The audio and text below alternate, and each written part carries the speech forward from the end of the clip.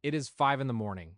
The air is sharp, the kind of cold that bites through a jacket, and you're standing over a sink, staring at a reflection you barely recognize. You were told this was the path. You followed the script, signed the loans, and walked across the stage. Yet, here you are, feeling like a ghost in a machine that doesn't care if you're there or not. We've been conditioned to believe that success has a specific uniform, a starched white collar and a screen. But while we were busy looking down at our keyboards, the world around us started to break. We stopped respecting the hands that keep the lights on, and now we're paying the price. According to recent data, American manufacturing could face over 2 million unfilled jobs by 2030. Think about that. We have a shortage of plumbers and builders exceeding 500,000 right now. Yet, 76% of high school students are still funneling into colleges. They aren't doing it because they have found a passion for Victorian literature or macroeconomics. They're doing it to avoid the stigma. They're running away from the shame of manual labor. It raises a heavy question. How did the very backbone of our nation become something we're taught to look down upon? How did we become a society that values the credential more than the contribution? This isn't just about jobs. It's about the stories we tell ourselves about what a good life looks like. We have traded the pride of building something tangible for the safety of a cubicle, only to find out the cubicle isn't as safe as they promised. Today, we're going to peel back the layers of this cultural shift. We're going to look at the moments in history where we decided that working with your hands meant you weren't using your head. Because if we don't fix this perception, the very infrastructure of our lives, the grid, the homes, the water, will fail. And no degree in the world can fix a pipe when the water starts rising. Let's get into it. To understand where we're going, we have to look at the transformation. Throughout the Industrial Revolution, the United States shifted from a farming economy into a global powerhouse. This wasn't a quiet change. It was a roar of engines and the clanging of steel. It redefined the nation's landscape and laid the groundwork for an emerging working class. Back then, higher education started shifting toward practical fields: agriculture, engineering, mechanical arts. But even as these fields grew, college remained a fortress for the wealthy. Most families relied on sweat, sacrifice, and the belief that hard work was its own reward. There was a dignity in the dirt back then. But a divide was forming. If you could afford the degree, you were positioned for the managerial roles. You were the one in the office, while the rest were on the floor. This established a hierarchy that still haunts us. We started linking appearance to value. Author Horatio Alger popularized the idea that you could escape poverty through pluck and luck. In his famous story, Ragged Dick, a bootblack finds success not just through hard work, but by getting a new suit and a job in an accounting room. He becomes Richard Hunter, Esquire. The message was clear. To be someone, you had to leave the street and the tools behind. By the 1920s, this divide got a name. Mass production made colored shirts affordable, and marketing campaigns started pushing guaranteed work shirts in blue and gray for their durability. Meanwhile, the office workers kept their detachable white collars, pristine, starched, and separate from the grime of the factory. Newspapers caught on and coined the terms blue collar and white collar. It seemed like a simple way to categorize labor, but it was the start of a deep social wound. We weren't just labeling jobs anymore, we were labeling people. And as the decades rolled on, that label would start to carry the weight of a judgment. Transitioning into the post-war era, this gap only widened. After World War II, the U.S. was the undisputed manufacturing king. In 1945, Pennsylvania alone was churning out more steel than Germany and Japan combined. This was the golden age of the middle class. A factory worker and an office manager could live on the same street, buy the same model of car, and send their kids to the same schools. Housing costs were only 22% of household income. It was a time when you didn't need a 4-year degree to live a life of dignity. But then, the government stepped in with a plan that would change the trajectory of the American dream forever. The GI Bill revolutionized access to education, providing millions of veterans with tuition support. Then came 1957, the year Sputnik blinked across the night sky. The Cold War turned education into a battlefield. The U.S. felt it needed to prove the intellectual superiority of democracy over communism. Suddenly, a college degree wasn't just a choice, it was a matter of national security. The National Defense Education Act of 1958 poured federal funding into science and math. We were building a nation of thinkers, but in our rush to the stars, we started to forget about the people keeping the ground steady. Vocational schooling, once the lifeblood of our industry, began to fade into the background. A new narrative took hold. If you weren't going to college, you were settling. Blue-collar workers were increasingly portrayed as intellectually inferior. The shop class became the place for troubled kids or those who couldn't cut it in academics. This wasn't just an educational shift, it was a soul-crushing erosion of dignity. We were telling a whole generation that their father's job was a last resort rather than a respected career. This cultural disdain wasn't accidental, it was reinforced by the very media we consumed every single night. By the 1970s, the television screen reflected a new reality. A federal report titled Work in America noted a total lack of positive representations of the working class. In the 1930s, the worker was a hero, a titan of industry. By the 70s, fewer than 1 in 10 characters were blue-collar, and those who were usually portrayed as crude, uneducated, or the butt of the joke. Think of the bumbling handyman or the angry factory worker. Advertisements compounded this, flashing luxury goods that stagnating wages couldn't reach, fueling a quiet, desperate frustration in the hearts of millions of American men and women. Then came the 1980s, and the floor dropped out. Corporations shifted from a retain and reinvest model to downsize and distribute. In 1982, under the Reagan administration, the SEC legalized stock buybacks. Suddenly, profits weren't going into training or better wages, they were going to shareholders.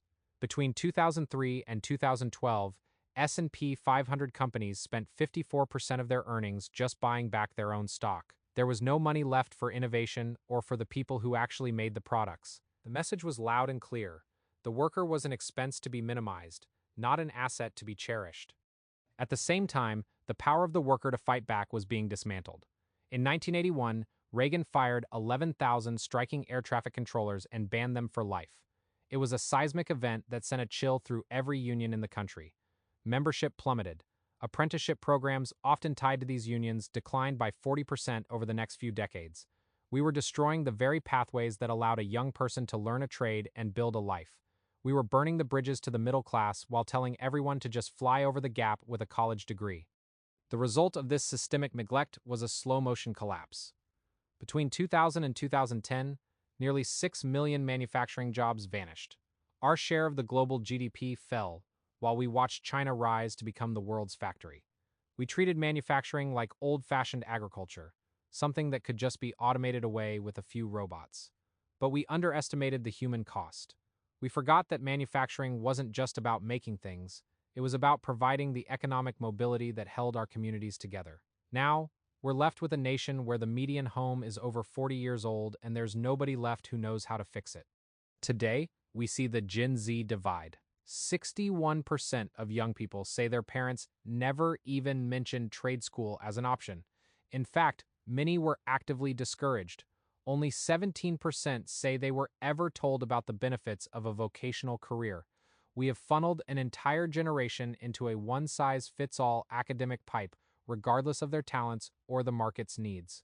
We have created a mountain of student debt and a shortage of people who can maintain the electrical grid.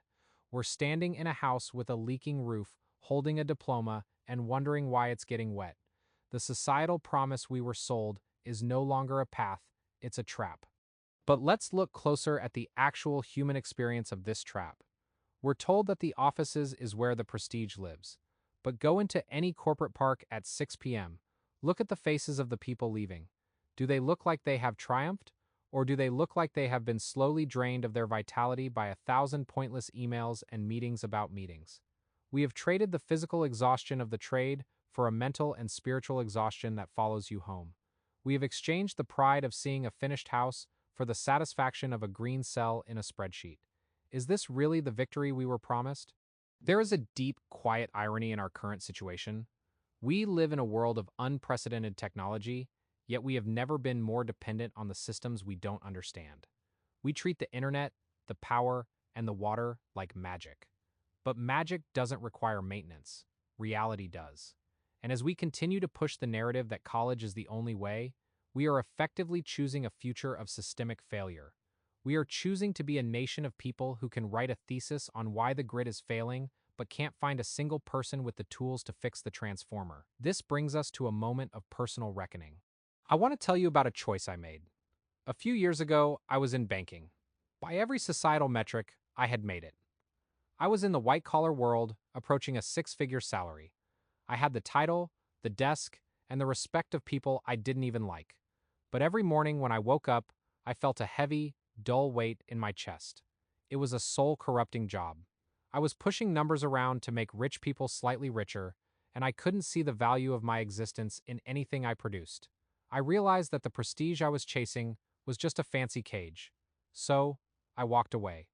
When I left to start this channel, the reaction was telling. People stopped talking to me. Friends, or people I thought were friends, looked at me with a mix of pity and confusion. I had 500 subscribers and no real job. I had stepped outside the societal norm, and suddenly, I was a ghost. But it gave me a perspective I never could have found in that office. I started thinking about my parents. My mom wanted to be a hairstylist. Her father told her she'd fail and that he'd be there when she did. Well, she spent her life putting a roof over our heads and food in our bellies with her own salon. She didn't fail. She thrived because she chose service over status. Then there's my dad. He grew up on a farm, a man who lived by a code of honor and speaking his truth. He tried the architectural firm thing, sat at the desk, and realized it wasn't for him. He saw that the people drawing the plans didn't respect the people actually swinging the hammers. So, he became a master carpenter. I spent my summers with him, sweating in the Texas heat. I saw him give everything for his word.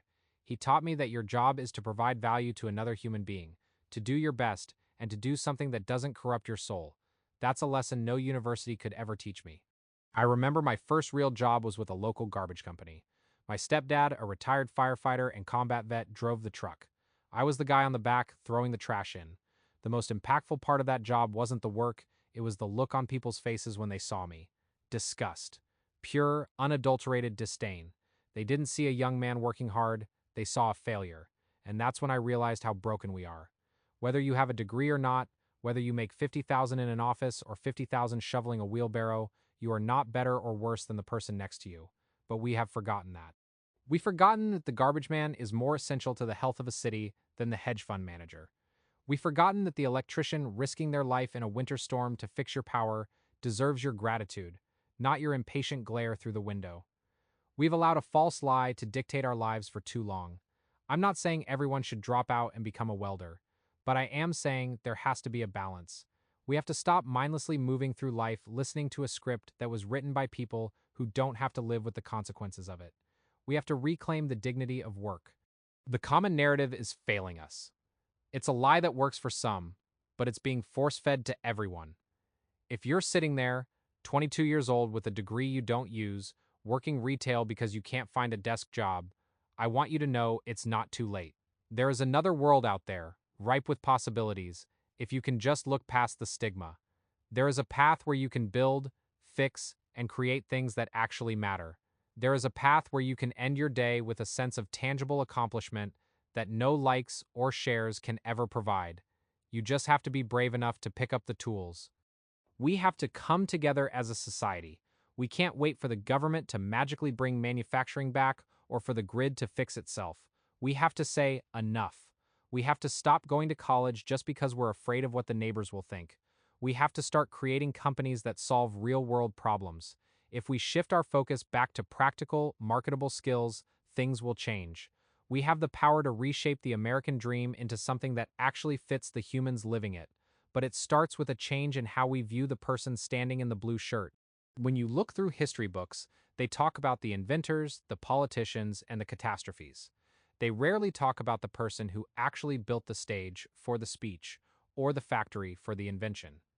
We ignore the working class, the common person who spent 13 hours a day in conditions we couldn't imagine to build the luxuries we take for granted. We owe them more than our silence.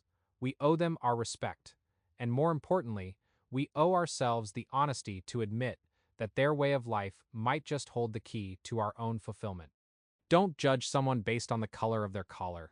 It's a superficial, hollow way to measure a human being. Whether you're in a suit or a jumpsuit, the goal is the same. Provide value, serve others, and keep your soul intact.